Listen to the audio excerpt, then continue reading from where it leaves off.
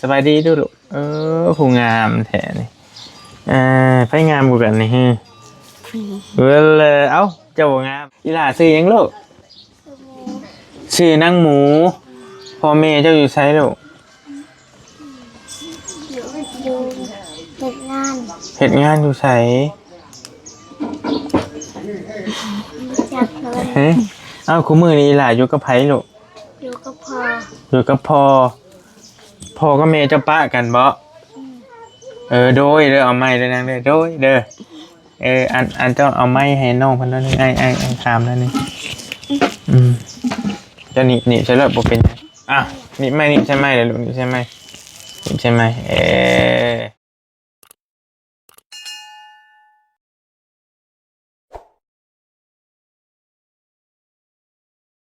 กะ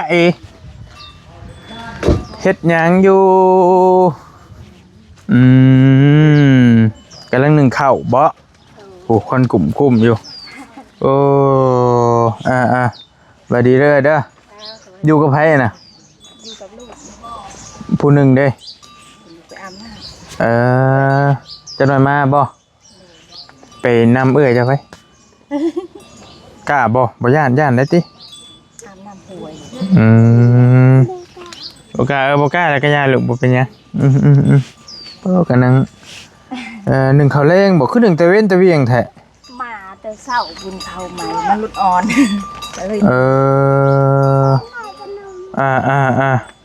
ป้าห่อนมื้อนี้พี่น้องเอ้ยได้ยังกินแรงอันนี่บีหัวมันอยากกินขนมแหน่เห็นหน้าลุงอยากกินขนมบาดแล้วเด้อบาดกินขนมแล้วอย่าดื้อเด้อโอเคป่ะกินขนมแล้วอยู่ซื่อๆเด้อ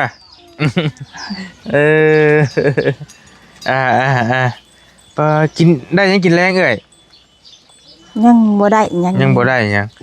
สิบายเกลือแล้วบางช่วงนี่บ่ใบเกลือเลยโหย่างก็คักอยู่ได้พี่น้องเอ้ยฮ้อนอีหลีมื้อนี้ทั้งฮ้อนทั้งลมนี่ขอโทษเด้อมื้อยังนี่น้ำใสเจ้าบ่นี่เด้อยังบ่ได้ตักเลยมื้อนี้น้ำกินบ่หรือว่าน้ำแบบใดน้ำใสนี่แหละน้ำล้างถ้วยล้างเด้อ1ข้าว1น้ำนี้เนาะน้ำกินได้ซั่นน่ะน้ำกินอยู่พี่อยู่ใช้ตัวได้น้ำกินมันก็คล้ายๆกันมองเดียวกันบ่หรือว่านั่นแหละอันนี้น้ำกินเลยคุณแท้น้ำกินบ่ได้คุณปานใดเอามองเดียวกันบ่โดยมาลำลุงมาขนมมันยังมาพิมพ์มาได้มาเอาขนมแบบได้หรอกกินแบบได้ขนมบ่เห็นใหญ่จักเทื่ออยู่มาลุงเอาให้มาโอ้ดีบ่เหยียบหลักนี่หลักควายเพิ่นมาผูกบ่แมลงนี่บ่เพิ่นบ่ได้ผูกบ่ได้ผูกแล้วเอาไปไว้ให้นี่ยันรถเหยียบขนมให้บักหำก่อนเพิ่นอยากกินขนมมันบ่เห็นได้นี่พี่น้องต่ำมันเลยพ่อเฮ้เบิ่งลุงเอาขนมให้เดี๋ยวมันมีขนมกับมีลุงสิแบ่งไว้2-3 ห่อเอาเดี๋ยวจะเอาไปกินเด้อต้มกินกับเมย์จะได้ลูกเด้อไปกินไปนั่งกินอยู่ในเฮือนผู้ไปบัดนี้ไปอย่าดื้อแล้วลูกเด้อทีเดียวเขามาเยี่ยมทางเปลี่ยนเฮาก่อนเป็นน้องเปลี่ยนที่เราถือไล่ทีตะก้อนแล้วก็มาวันนี้แล้วมาเลิกกับผัวสั่นแล้วก็มาอยู่กับตู่น้อยนี่กับลูก2 คนลูกคนหนึ่งก็ยังน้อยนึงดอกเราก็ได้อยู่กับลูกสาวลูกชายสั่น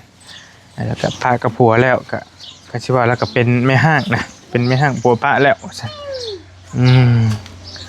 ยังบริมาที่เป็นบริมาที่บ่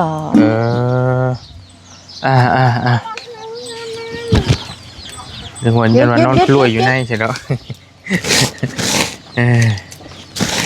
ให้เราช่วยเข่าก่อนช่วยรถ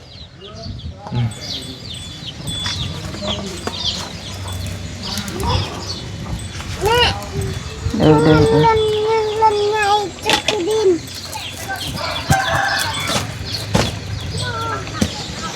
วยข้าวสวยน้ำโอ้ดูอย่าเฮากันก็มาแต่เฮิงเลยเฮ็ดก้าวนี่อืมสำนี่ที่กินชามให้ลูกติ โดย ต่อไม้ว่าคือหอมอยู่เด้อพี่น้อง เอาไม่แต่มันอยากถือพ้นแหน่ สีมันก็เลยบ่งาม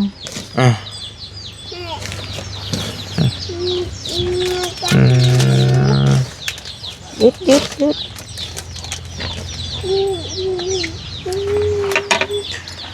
แล้วก็ใส่ผ้าบัดคุมอยู่เนาะเกินแล้วกันน้อยนี่แหละพี่น้องบ่มีประตูบ่มีหยังทั้งนั้นอยู่นี่ก็ลำบากค่อนข้างสิลำบากเติมแล้วเบิ่งก็ได้พี่จ้ะ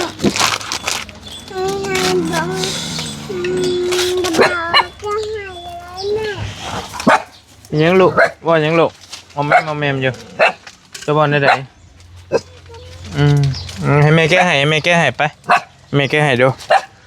แม่แก้ให้เบิ่ง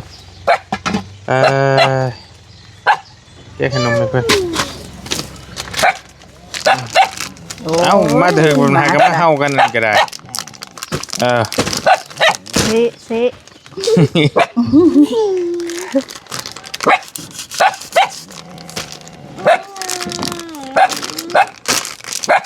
เอาแล้วอยู่พูดลูกละโอเคเปลี่ยนมุมมานั่งอยู่พี่ก็ได้เอ้ายังเฮากันอยู่หมอนน้อยๆนี่ปูสาดก่อนปูสาดเราบ่อยู่บ่แล้วไปหน้าโอเคได้แล้วบ่เป็นหยังดอกเฮาเจ้านั่งรถโหปูให้คักนี่งับเข้าไปสักหน่อยก็ได้พี่น้องมาเยี่ยมทางเอื้อยพันกรเป็นจังไดพี่น้องเอ้ยอยู่พออยู่พอไปพอมาอยู่บ่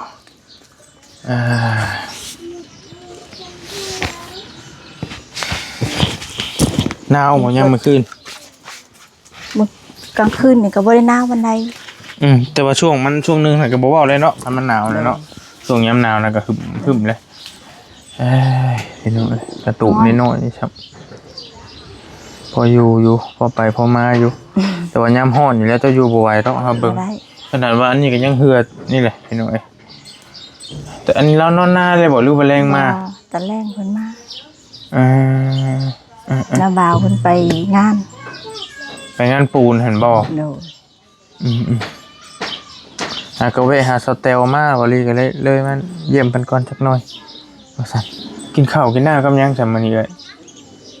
แต่เช้ามื้อเช้ากินข้าวขาบเดียวกินวางเพลกินกับยังฮะกินกับลาบไก่แม่เฒ่าเพิ่นแบ่งให้กินน้ำเพิ่น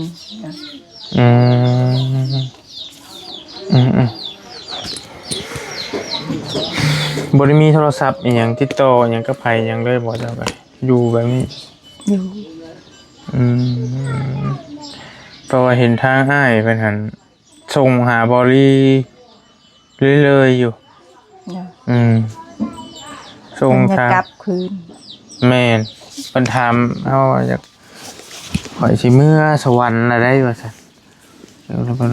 เฮาก็บ่ได้ออกความคิดเห็นหยังดอกก็มีแต่ก็รับรู้รับทราบนำเพิ่นนั่นแหละเนาะเพิ่นส่งมาหาบ่จังซั่นจังซี่ก็หลายอย่างอยู่ก็ถามข่าวผู้เป็นเมียนี่แหละตอนนี้น่ะเพิ่นคือว่าอยู่ปักเซ่บ่ได้นี่แหละปักเซ่จะฮู้ได้ว่าเราสิมาเจ้าคือฮู้ว่าเราอยากมาโทรหาลุงโทรเบิดดอกไปมีนะแต่มีโทรศัพท์เราก็โทรไปก็ถามข่าวเจ้าว่าได้บัดนี้คือเว้าหั่นแหละกันแค่เปลี่ยนแปลงเนาะแค่เปลี่ยนแปลงแล้วพร้อมที่จะให้โอกาสนะให้โอกาสแต่ว่าแค่สมมุติมาแล้วเป็นอีกเนี่ยบ่ไหวแล้วบัดนี้นี่คือครั้งแรกนี่เนาะตั้งแต่มาอยู่ร่วมกันนี่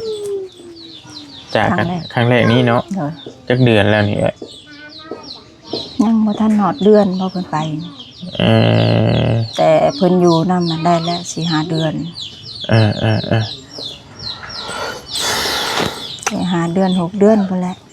แล้วส่งมาหาบอลลี่ก็เว่าหลายสิ่งหลายอย่าง โดย แต่บอลลี่ก็ฟังไว้แล้วก็ว่าโดยเพิ่นก็คือสิมีความทุกข์บ่อยากมาที่ไปเยี่ยมเมียข่อยอยู่บ่เพิ่นว่าจังซี่นะบอลลี่ก็บ่ไปเยี่ยมอยู่แล้วก็อยู่หั่นแหละแล้วก็บ่ได้เป็นจังไดสบายดีอยู่นะเพิ่นก็ว่าคันว่าผิดพลาดใดๆก็ขอโทษขออภัยเด้อว่าซั่นก็เว้าหลายอย่างอยู่แล้วเจ้าได้คุยกับเพิ่นอยู่บ่ คุยแต่คุยกับโทรศัพท์ลุงก็ถาม เพิ่นว่าได้ได อยู่เฮ็ดงานชวนกาแฟ อยู่ชวนกาแฟบอสเจ้าว่าเรื่องกลับมาหั่นนะ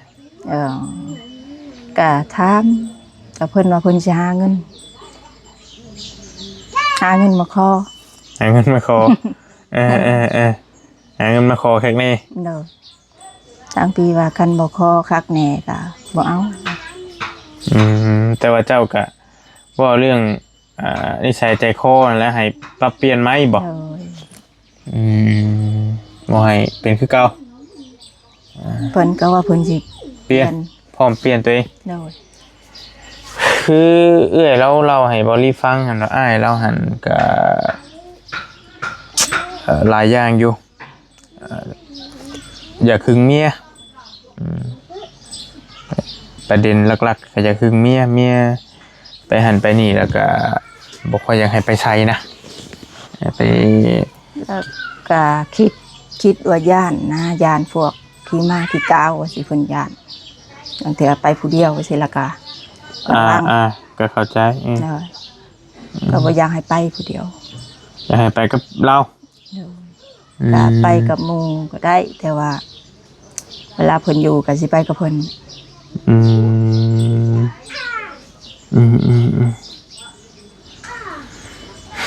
ก็อยู่นี่แหละเจ้ากะติแต่ละมื้อแต่ละเว้นก็ได้บ่ได้ไปเฮ็ดหยังทางใดบ่อยู่บางเทื่อก็ไปบางมื้อก็บ่ได้ไปบางมื้อก็ไปหาหน่อไม้ขายบ่ได้แล้วก็ยาขายอยู่ไสฮะอยู่ทางอันนี้ตู่เฮาคือบ่เห็นอยู่พุ่นกับหม่องคนนั่งหลายๆฮะก็ไปแห่งก็ไปติเฮาคือบ่เห็นเนาะเที่ยวเรื่อยอยู่ก็เป็นเวลามันบ่แมทกันเนาะเวลามันบ่ตรงกันบ่ค่อยมีไผซื้อนำเวลากะมือหน่อไม้ก็ได้ขนาดว่าหน่อไม้เริ่มหายากแล้วได้นี่พี่น้องยากหายากพอหาได้แต่ขายยากอีกบัดนี้จากในชีวะเลยหยุดบ่ได้ไปหา2-3 มื้อไปแบบสินะฉันบ่หาก็บ่ได้นะบ่มีเงินใช้ขายบ่ได้เลยบ่หรือว่าจังได๋บ่ได้บางเทื่อเฮาก็หาได้แต่3 ธงว่าสิก็บ่ได้หลายดอกหน่อไม้3 ธงเด้อย่างไปย่างออกใน3 ธงเดี๋ยวก็ขายบ่หมดซับบ่ขาดจักธงนั่นน่ะกะมื้อ30,000นี่บ่ได้ซ้ํติเนาะซะเป็นจังได๋มีแนวจำเป็นบ่ถ้าเจ้าหรือว่าพ่ออยากได้เงินใช้ไปวันๆนี่แล้วบ่ว่าแนวจำเป็นเลยก็ยังบ่ทันมีตอนนี้ติบ่มีก็การจำเป็นก็ใช้ชีวิตนี่แหละบ่มันฝืดเครื่องอยู่เนาะน้ำในที่อยู่แบบใดเอาน้ำเจ้าตักน้ำห้วยบ่ตักน้ำสางหม่องซาวเตลเอาตะกี้พุ่นนะพี่น้องมองหั่นแหละอยู่ทงหน้าหั่นอยู่หั่นออกลงไปหั่นหม่องบ่ลี่ไปถ่ายคลิปเราแต่ก่อนหั่นบัดนี้แหละเจ้าอาบน้ำอาบในได้บัดนี้อาบอยู่ไสอยู่นี่เลยบางเทื่อก็สิไปอาบอยู่พุ่นก็สิอาบอยู่ห้วยแล้วแต่เอาว่าอาบค่าเสือค่าสินอันนี้เฮาเลยอาบอยู่พุ่นเลยโดยบ้านนอกเฮานั่นพี่น้องเอ้ยแล้วก็นี่เด้จังยางไปอาบพุ่นแหละอยู่ห้วยแล้วก็ห้องน้ำห้องในก็ดอนป้าพุ่นแล้วเนาะโดย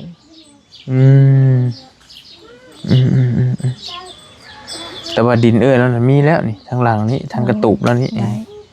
สามารถเฮ็ดเฮือนได้เฮ็ดห้องน้ำเฮ็ดหยังก็ได้พี่น้องคือได้เบิดนะแต่ว่ามันบ่มีเงินเฮ็ดนี่แหละเอาว่าง่ายๆก็ได้เอ้ยก็อยู่ไปก่อนเนาะเฮ็ดจังได๋ใครก็บ่มีที่ได้ที่แล้วก็ยังใครอยู่พี่น้องมื้อใดเพิ่นสิมาบัดนี้ผัวเจ้าเพิ่นว่ายังบ่ฮู้เพิ่นยังบ่มีเงินมีเงินซำใดเพิ่นจังสิมาได้ก็5-6 ล้านพุ่นน่ะประมาณ10,000เนาะประมาณ10,000 บาทก็สิเพื่อซื้อหมูเด้หมูอีกบัดมีหมูอีกโดยเงินก็ประมาณ3.5 ล้านเงินเฒ่าแก่แต่ก็หมูให้ใกล้โตแล้วเพิ่นว่าเนาะก็สิเฮ็ดตามที่ตามคลองเพิ่นนั่นแหละว่าง่ายจ้าสิอยู่แบบว่าอยู่ไปเรื่อยๆก็บ่เป็นนะอยู่นำเพิ่นมาเป็นพิธีพอได้มาเป็นพิธีโอ้ยใช่อีหลามาบ่มาแล้วมาพี่ลูกนะเอ้ยมาให้ดูคือจอยแท้พี่มานั่งน้ำเมย์พี่มานางรจนาหอบใหม่กันอยู่น้ำหมูป่ะเจ้าน่ะไปอยู่น้ำหมูไปอยู่น้ำนั่งกินขนมน้ำหมูแล้วลูกเด้อดีมานั่งกินขนมน้ำหมูไปเจ้าดื้อเจ้าน่ะสบายดีนะสบายดีโอ้ผู้งามคือเก่าเนาะมาอาบน้ำบอกอาบน้ำจะใช่ลูกมีน้ำห้วยโดยไปอาบกับไผกับผู้บ่าวบ่กับโมวันของเฮียนบ่มื้อนี้วันยังมื้อนี้มาให้เอื้อยเด้อวันยังมื้อนี้โอ้นักเฮียนบ่จักมือเลยวันที่ยังมื้อนี้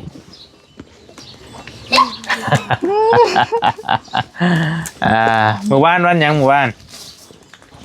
อ้าวบ่ได้เข้าโรงเรียนจักมื้อแล้วฮะคือว่าบ่จักหลายมื้อแล้วเป็นยังคือบ่เข้าโดดเรียนนะนี่ออกเลยบ่ลูกหรือว่าจังได๋บ่ได้ออกขี้ข้านเขาว่าไปใช้ไปให้ลิ้นโอ้บ่ได้นี่บ่ได้ไปหาน้ำมันซอยเมย์ยังว่าหรือว่าเราไปหลีกพุดกระปูเป็นอยู่พุดกระปูไปหลีกอยู่ทงไฮทงหน้าหันบ่พุดกระปูขุดแมงตามมันนอกห้องหันแล้วเนาะแต่ที่แล้วแต่บาลียังน้อยมันขี้โง่เข่าเลยไปเมียนพูลูกไปเมียนห้องมาด้วยลูกห้องมาไปดูห้องมาไปดูเอาไปนี่มาห้องมาไปดูโอเคเอาขนมให้มันกินด้วยเมื่อเงินมา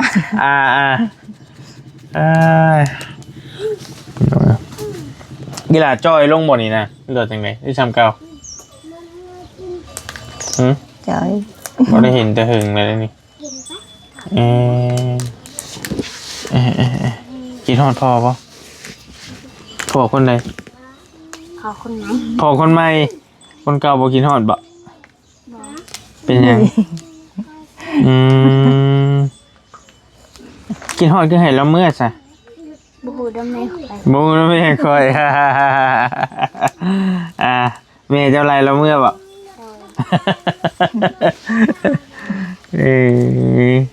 เราอยู่แล้วตีจะบอกจะพอจ้ะบริตีไปอยู่คนดีจะเมย์จะบอกเมย์กับบริตีจะเห็นบอลตีเมย์จะ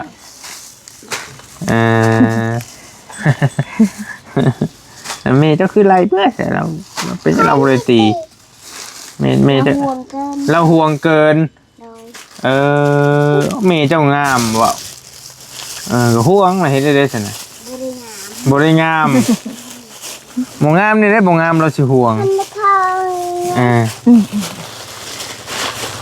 ไปลินน้ำมูไว้ลูกไปลินน้ำบังหำนั่นไป ไปลูกหละไปลิน บุลินก็นั่งลงฉันนั่งลงจักนี่ได้ เจ้าหูได้ว่าพ่อเจ้าห่วงแบบได้หรอห่วงแบบไหน ลงแบบแม่ก็ไปหาคุดกิโลคุดกระปูแล้วก็ไป ไปหาคุดกระปูบ่ให้ไป โดย คุดจิรอก็บ่ให้ไป โดย เล่าให้เฮ็ดหยังสัปดาห์นี้เราบ่ให้ไป ให้อยู่แต่ตูบ นอนกอดกัน เราเพิ่งไปหา อย่าให้เล่านั่นเราสิไปหาให้เราบ่คันเราไปเอง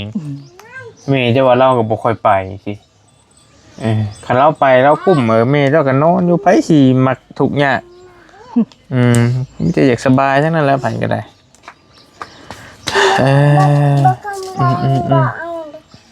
ไปลินก่อน เราห่วง ไปลิ เกิ น น ไปลินกัน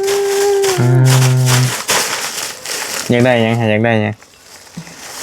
อยากได้เงินให้บักคำแรก อยากให้มีให้บักคำเละ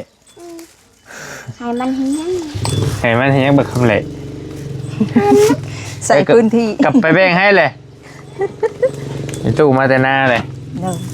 กลับไปแบ่งให้มันเลยบักคำเละ โอ้ไปเมียนตุกลูก บักดวง มาแต่หน้าประตูมาแต่เว้นเต็มอยู่แล้วกันเนาะนี่ป้านี่ก่อนลูกจะนำ มาดีเด้อตู้เด้อได้ยังมาแต่หน้าได้ยังอันนั้นน่ะ บ่มียังลูกเอ้ยมาเผาไก่เผาเป็ดเผาไก่ ไปเผาไก่มายืมหน้าเฮือนอยู่แล้วนั่งโน้ยหมองนั่ง ยังนั่งเดี๋ยวจะนั่งลูกค่อยให้ มัน บ่ได้นั่งได้ก็นั่ง โดยอันทางเมียพอน้องสเตลมาแต่หน้าเราก็ได้ย่างมาแต่หน้าเอาจักหมูจักหมาบาดนี้เอากระทึกเสียงไผ่นี่ เสียงเขา เสียงกระเท้า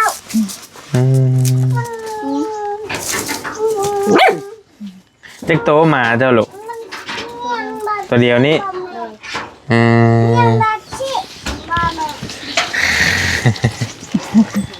มื้อใดสิไปเฮียนมาดิมื้ออื่นนี่คือสิบ่ได้ไปเบิ่นมันยังเบิ่นวันชาติที่2ธันวามื้อนี้วันจันทร์มื้อนี้วันที่1ธันวามื้อเพิ่นคือสิหยุดบัดนี้เบิ่นสิบ่ได้เข้า บ่ลินลูกเสียมเมียนะเมีย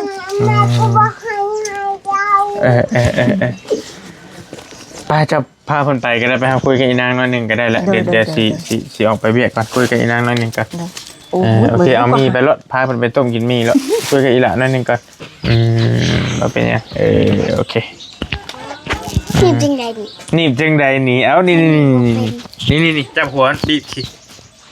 บทั้งหมดแล้วก็หนีจะเสียจะโอเค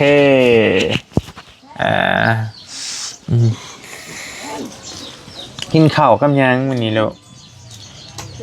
ไม่เช้ากินข้าวกับยัง บริกินเลย ว้าว โดย เป็นยังคือบ่กินข้าว บ่อยาก บ่อยากหรือบ่มีแนวกิน มีแต่บ่อยาก มีแต่บ่อยากมียังกินนะฮะ หมูช่าง โอ้โหชอบ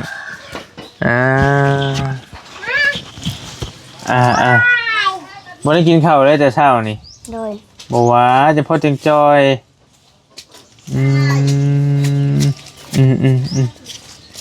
นี่น้อย ยัน ฮ้อนบ่อยล่ะนอนอยู่กระตุ่มฮ้อนบ่หรือหนาวเมื่อคืนนี่จะนอนอยู่ไส นั่นอยู่ในตู้ นอนอยู่กับแม่ โดย กับน้องบ่ย่านบ่ ยานอยู่ ย่านหยัง ยานพี่ ย่านผี โดย ผีมาแต่ไสเด้แบบนี้เด้อันนี้เด้ผีสิได้จะบ่เคยเห็นใช่บ่ผีมันเคยมาหลอกจะบ่ บ่เคยแต่เขาพัน เคยแต่เข้าฝัน โดย เอ้าเข้าฝันเจ้าบ่ โดย ฝันว่าได้ไดเข้าฝันเจ้าว่าได้ไดดอก ฟันว่าเห็นพี่ไม่ไม้ ผีแม่ไม้ โดย อยู่ไส บ่ฮู้สัก เอาว่าจะได้อยู่ไสมันอยู่ไสมันมาอยู่นี่บ่อยู่ไสแหละไผอันนี้ มีมุ้ง หมู่เจ้า โดย เฮือนเพิ่นอยู่ไสอันนี้ บอล ทางวัดโปะ บอลเพื่อนเขาด้วยตุน ยังมานั่งเพียนนี่เขากล้องน้ำไม้ได้อยู่ตี้พอได้อายตี้มานั่งน้ำขังกันดิลูกไอ้ถามหน่อยนี่อาจจะใช้หมู่กันบ่สบายโดยเลยนางได้เอาไม้เด้อสบายดีด้วยลูกผู้งามแท้นี่ไปงามกูกันนี่ฮะเอ้าเจ้าบ่งามบ่ บอ อีหล่าซื้อยังลูกซื้อนั่งหมูพ่อแม่เจ้าอยู่ไสลูก อยู่เฮ็ดงานเฮ็ดงานอยู่ไส จากเลย เฮ้เอ้าคุมื้อนี้อีหล่าอยู่กับไผลูก อยู่ก็พอ อยู่กับพ่อกับแม่เจ้าป้ากันบ่โดยเด้อเอาไม้เด้อนางเด้อโดยเด้ออันเจ้าเอาไม้ให้น้องเพิ่นนั่นไอ้ถามนั่นนี่เจ้านี่ใช่แล้วบ่เป็นหยังอ่ะนี่ไม่นี่ใช่ไหมเด้อลูกนี่ใช่ไหมนี่ใช่ไหมไอ้ตู่เราสิไปตักน้ำเลยอันน่ะเจ้าซื้อนั่งหมูบ่ลูก โดย อันน่ะซื้อนั่งหมูอายุจักปีลูกฮะ จาก บ่จักบ้านนี่ซ้ำกันบ่เจ้าจักปีกว่าจะวันใหม่นะ9โอ้ยแม่นบ่9 ปี โดยใกล้สิฮอด10 ปี ใกล้จะฮอด10 ปีแล้ว โดย สิซ้ำกันได้ยันเราตัวใหญ่ไอ้เบิ่งนี่เข้าโรงเรียนอยู่บ่ลูก เขา ปอยัง ปหนึ่ง ปหนึ่งคือกัน ปสองปสาม เจ้ายังอยู่ปหนึ่งอยู่พ่อแม่เจ้าเพิ่นเลิกกันแม่นบ่นะเพิ่นแยกทางกันบ่ โดย อันพ่อเอาผัวใหม่เอาพ่อเอาเมียใหม่แล้วอันแม่เอาผัวใหม่แล้ว เอาแล้ว แต่ว่าคู่มือนี่อีหลาอยู่กับพ่อ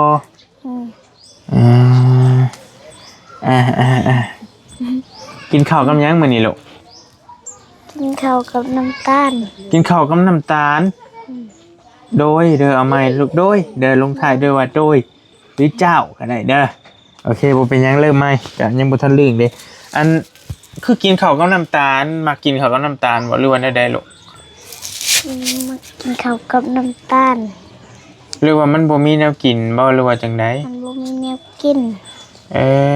เฮือนอีหลาอยู่จักคนโอ้หลายคนเติบพังว่า หลายคน ฮอดบ่10 คน ว่า บ่ฮอดโอ้ยก็ว่าได้เงินไปโรงเรียนจักพันถ้าเอาเงินให้ไปโรงเรียนลูก พอ พ่อเจ้าพ่ออยู่กับแม่ใหม่บ่แม่นบ่หรือว่าจังได๋ อยู่ พอมาอยู่กับแม่ แล้วอยู่กับเมียใหม่บ่หรือว่าจังได๋ บ่ได้อยู่กับแม่ใหม่ นี่เรายังบ่ได้เอาบ่ โดย เจ้าคือว่าเอา แล้วแซดใส่กับมือ เราแชทใช้คู่มือแชทใช้หยังลูก แซด แชทล้มผู้ชายบ่หรือแชทใช้เมีย แซดลมผู้สาว ก็ธรรมดาแล้วเราเป็นผู้บ่าวแล้วอะก็จะหาผู้สาวได้เงินจาก1,000น่ะอีหล่าว่าไปโรงเรียนน่ะมื้อ5,000บ่หรือมื้อ10,000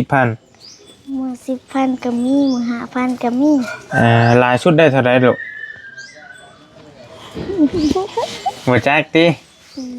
เสื้อผ้าก็ขาดแล้วกันเสื้อผ้าอีหล่ามีหลายบ่ไผเอาให้นี่เสื้อผ้าเจ้านี่ จักเขาเอาให้ เจ้าซื้อเอาเองบ่หรือว่าเพิ่นเอาให้ส่งเสื้อ เขา นี่ เอาให้ โดยเฮียนเป็นหยังได้แล้วลูกวันนี้ถามแล้วเคยถามอยู่หน้าแล้ว2 บวก 2เท่าไหร่บ่ต้องถามเลยเท่าไหร่1 บวก 1เท่าไหร่ลูก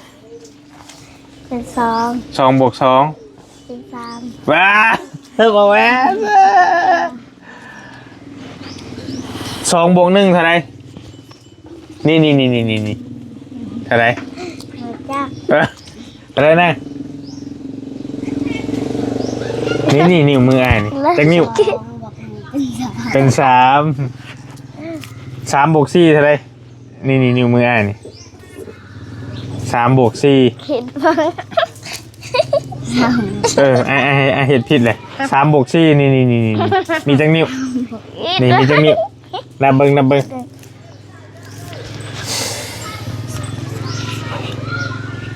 นเจ็ด โอเคก็ต้องนับถึงแน่บ่เป็นหยังเพื่อนนี่ล่ะทำได้นี่เพื่อนเจ้าเพื่อนไม้บ่หรือเพื่อนดินหรอก เป็นไม้ เพื่อนไม้ซ้ำได้ซ้ำบ่นี่ บ่ ใหญ่กว่านี้ น้อยกว่านี้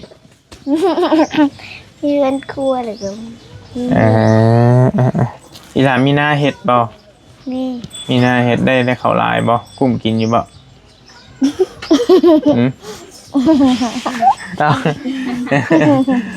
เอามะเขือมาให้ เป็นยังไงนะยิ่งงานเอามาให้อยู่ขอบใจ อัดเสียงมาคือว่าเวนเปิด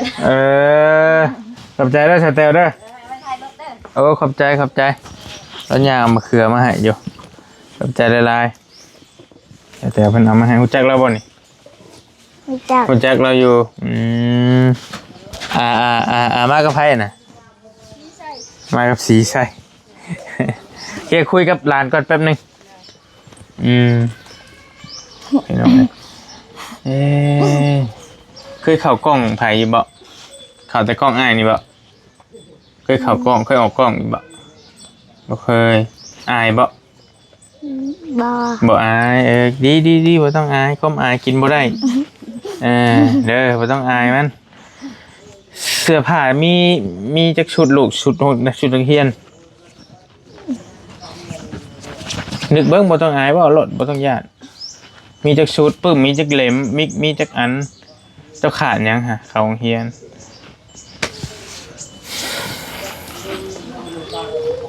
นึกบอกเลยได้บัดนี้อย่างลิบแม่ไปท่องบรรทัดครบบ่ได้บอกกำลังนึกอยู่ว่าเขาขาดยังลองนึกเบิ่ง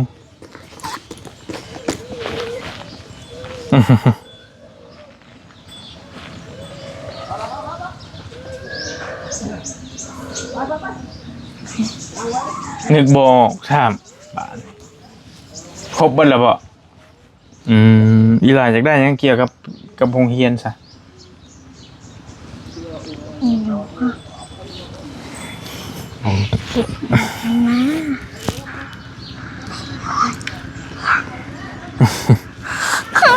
บ่จักซ้ำบาท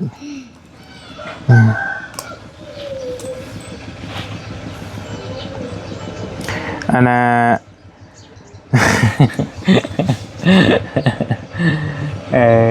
เห็นหน่อยมีเงินจักพันติดโตเดี๋ยวนี้มื้อใดเข้าโรงเรียนมันมีเงินจักพันติดนำโตเดี๋ยวนี้ บ่มี ฮะ ซื้อแล้ว มื้อใดเข้าโรงเรียนลูกโดดเรียนคือกันไปจักอันนี้ แต่ว่าจะเรียนนำบ้านนำกันนี้พ่อกับแม่เจ้าเลิกกันโดนแล้ว โดนแล้ว แต่เจ้ายังน้อยพวกโดยเอาไหมบอกมึงดู โดย แม่เจ้าคนบ้านใด บ้านตรงวัดกอ บ้านดงมักกอทางใดเฮ้ย บ่ฮู้จัก มาหัวสับ โอ้ย เลยดงเห็นไปคิดฮอดแม่บ่เอ้า บ่ แม่ตีเจ้าบ่หรือว่าได้หรอ แม่ตี้ เอ้าแต่ว่าเพิ่นเอาผัวใหม่ตอนนี้ไอ้น้องจะมีจักคนจะมีอ้ายบ่มีเอื้อยบ่ มีเอ่ยคนน้องมีน้องคนนึงผู้หญิงมี3 คน ผู้หญิงมี3 คนเพิ่นเอาผัวและเอื้อยเจ้า เอาเลย เอาแล้ว ยังยังอยู่เอาบ่ได้อันนี้ อายเอ้ยก็ว่าพี่น้องเอ้ยเนาะวันยังมื้อนี้ทายถึกจะเอาเงินให้มื้อนี้วันยังนักเรียนบ่จักมือวันยังนะ วันจันทร์ แล้วไอ้บอกยี่นี่เพื่อนบอก ใหญ่ มื้ออื่นวันยังวันจันทร์ละมื้ออื่นวันยัง อย่าพาว่ามืดวันยังตายคักนักเรียนบ่ายมันจะคนวันบ่ายนี่วันจันทร์แล้ววันยังลูกวันยังวันจันทร์แล้ววันยังนะวันคานแล้ววันยังวันพุธแล้ววันยังประหัสอะไรยังสุกอะไรยังเสาร์อะไรยังอาทิตย์อะไรยังอีกจันทร์ยังอีกท่องมังสูตรเป็นบ่ลูก212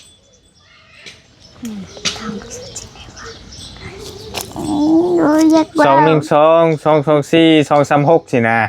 เป็นบ่ผู้นี้ท่องเป็นบ่ลูกผู้นี้เป็นแสดงว่าผู้นี้ยังบุปผานได้ยังนี่จะเป็นบางหนึ่งบางสองบางสามบางหกลองดูเป็นตัวใด212 224 23ยัง24 25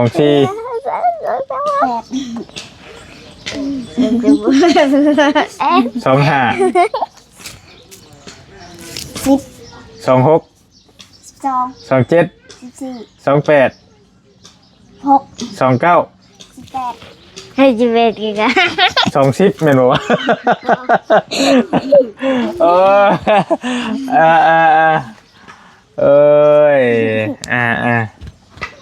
โอเคก็ได้มาคุยกับอีหล่าอีนางเพิ่นพี่น้องเอ้ยอาสิเอาเงินไว้ให้ไปโรงเรียนเด้อนางเด้อตั้งใจทำใจเรียนเด้อคุณเจ้าเด้อ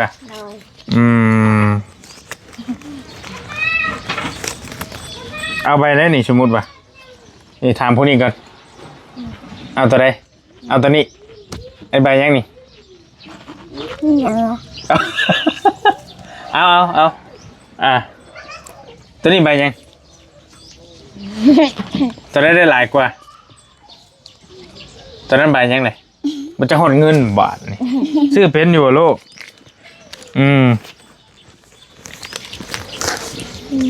นี่ใบยังใบยังนะใบ50อันนี้เลยใบเช้าตัวได้หลายกว่ากันนะเพิ่นบ่จักกูนี่ซึ้งแฮง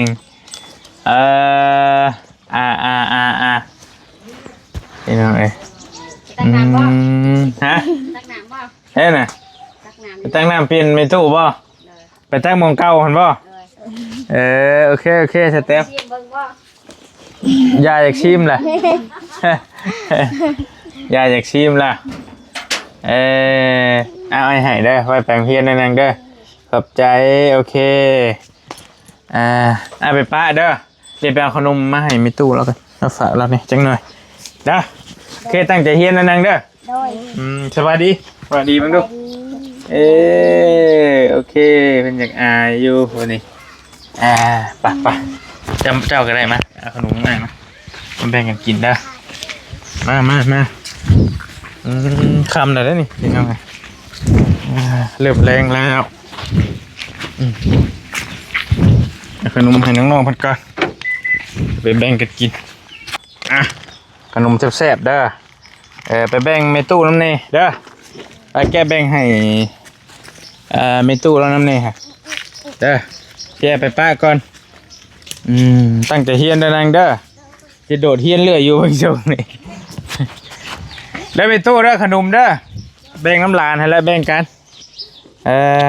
พี่น้องมาเยี่ยมทางสอบเปียนแล้วก็เลยได้โอกาสเนาะทักถามไทยทางน้องๆเพื่อนเลยเป็นเด็กกำพร้าฉันพ่อแม่แยกทางกันอันนี้ก็ได้ก็เป็นแต่กระบะกระเบาะเนาะเอาอยู่ดีมีแห้งโชคมาร่ำรวยเลยจังว่ากันบ๊ายบายไว้เจอกันใหม่โอกาสหน้าสำหรับโอกาสนี้ไปก่อนแล้วพี่น้องบ๊ายบาย